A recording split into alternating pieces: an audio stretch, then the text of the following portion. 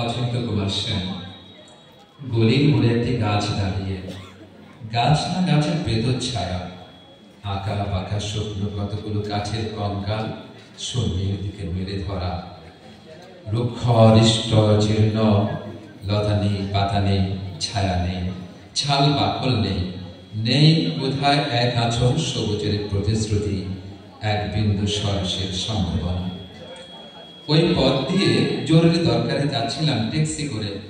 Driver বললে, ওদিকে যাব না, দেখছেন না ছন্না ছাড়া কটা বেকার ছোকরা রাস্তায় দাঁড়িয়ে আড্ডা দিচ্ছে। ছোঙা প্যান্ট, চোখা জুতা, রোখা মেজাজ, ঢোকা গোপাল। ওখান দিয়ে গেলে গাড়ি থামিয়ে লিফট চাইবে, বলবে হাওয়া খাওয়ান। চেনেন না ওদের?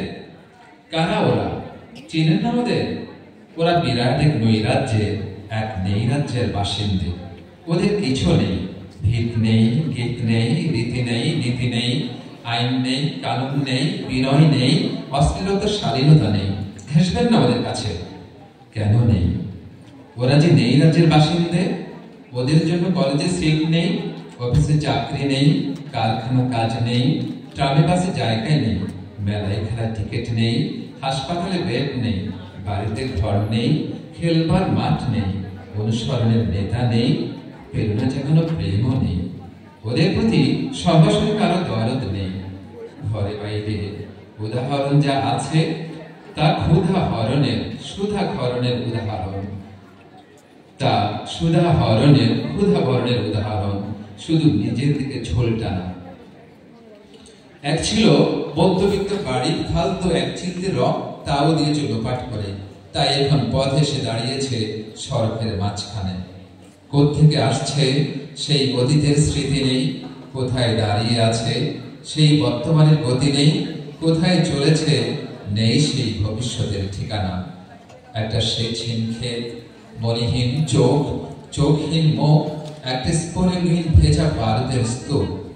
আমি বললাম, না, আমি ওখান দিয়েই যাব, ওখান দিয়ে আমার শর্টকাট। ওদের কাছাকাছি হতেই মুখ বাড়িয়ে জিজ্ঞেস করলো, তোমাদের ট্যাক্সি লাগবে? লিফট চাই? সহসা চেঁচিয়ে উঠলো ওরা, ছেঁচড়িয়ে উঠলো। বললো, এই তো ট্যাক্সি, এই তো ট্যাক্সি, পেয়ে গেছি, চল পাচ্ছি বেল ভরিয়া। তিনটি ছোকরা উঠে পড়লো গাড়িতে। বললো, কতদূর যাবে? ওই যে একটি জলটা দেখতে পাচ্ছেন না, সিনেমা না, জলসা না, নয় কোনো ফিল্মি তারকার অভ্যর্থনা। একটা নিরীহ লোক গাড়ি চাপা পড়েছে, চাপা দিয়েই গাড়িটা উধাও। আমাদের দলের কয়েকজন গাড়িটার পিছু ধাওয়া করেছে, আমরা খালি ট্যাক্সি খুঁজছি। কে সে লোক? একটা বেওয়ারিশ লিখি, রক্তে মাংসে দোলা পাকিয়ে গেছে। ওর কেউ নেই, কিছু নেই।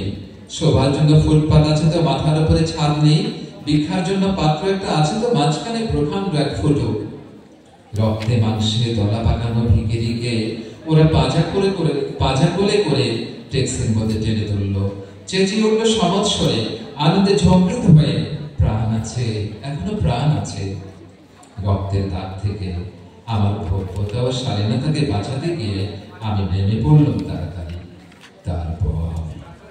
তারপর সহসা শহরের সমস্ত কর্কশে, কংক্রিটে, সিমেন্টে, ইটে, কাঠে, পিঠে, পাথরে, দেয়ালে দেয়ালে বেজে উঠল এক দুর্বার উচ্চারণ, প্রাণ আছে, এখনো প্রাণ আছে। প্রাণ থাকলে স্থান আছে, মান আছে, সমস্ত বাধা নিষেধের বাইরে আছে অস্তিত্বের অধিকার। ফিরে আসতে দেখি গলির মোড়ে সেই শুকনো গাছের বৈরাগ্য বিদীর্ণ করে বেরিয়ে পড়েছে হাজার হাজার সোনালী কচি পাতা। মরমরিত হচ্ছে বাতাসে, দেখতে দেখতে গুচ্ছে গুচ্ছে উঠতে উঠেছে ফুল, ঢেলে দিয়েছে বুকের সুগন্ধ। উড়ে এসেছে রং বেরঙের পাখি, শুরু করেছে কলকণ্ঠের কাকুলি। ধীরে ধীরে ঘন পত্রপুঞ্জ মেলেছে দীর্ঘ ছায়া, এই জন্য কোন শ্যামল আত্মীয়তা। অবিশ্বাস্য চোখে যে দেখলাম কঠোরের প্রচ্ছন্দে মাধুর্যের বিস্তীর্ণ আয়োজন। প্রাণ আছে, প্রাণ আছে, শুধু প্রাণী এক আশ্চর্য সম্পদ, এক ক্ষয়হীন আশা, এক মৃত্যুহীন মর্যাদা। ধন্যবাদ।